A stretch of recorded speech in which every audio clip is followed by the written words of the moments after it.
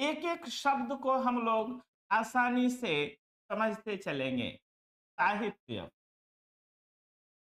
साहित्य का बहुत व्यापक अर्थ है।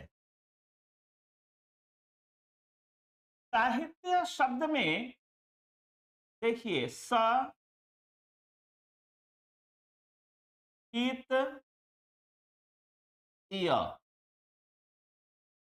साहित्य भी है, आप ऐसे भी लिख सकते हैं साहित्य, जिसमें सबके हित का भाव हो, वह साहित्य है।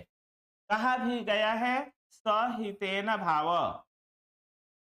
सहितेन भाव, साहित्य।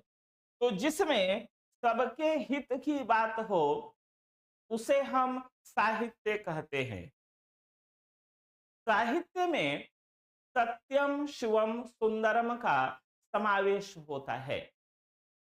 आचार्य मम्मट ने काव्य प्रकाश में साहित्य के संबंध में कहा है कि साहित्य में सत्यम शिवम सुंदरम का समावेश होता है, क्योंकि साहित्य जो है वह सत्य होता है। जहां सत्य है वहीं शिव होता है, अर्थात शिवत्व का भाव होता है। और जहां सत्य भी है, शिव भी है, वहीं सुंदर है, वही सुंदर है। तो जब भी साहित्य की रचना होती है, तो उसमें सबके हित का भाव निहित होता है। आप किसी भी साहित्य को देख लें, उसमें मानवता के कल्याण की बातें हैं, समाज के उत्थान की बातें हैं, देश के उत्थान की बातें हैं। तो उसमें मानव हित है।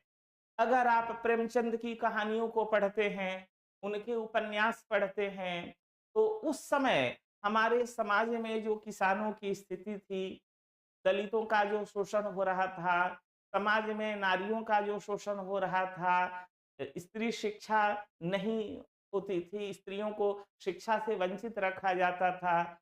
हमारे समाज में जो शोषण था, जाति प्रथा थी, सांप्रदायिकता थी, सबको आधार बनाकर प्रेमचंद ने लिखा।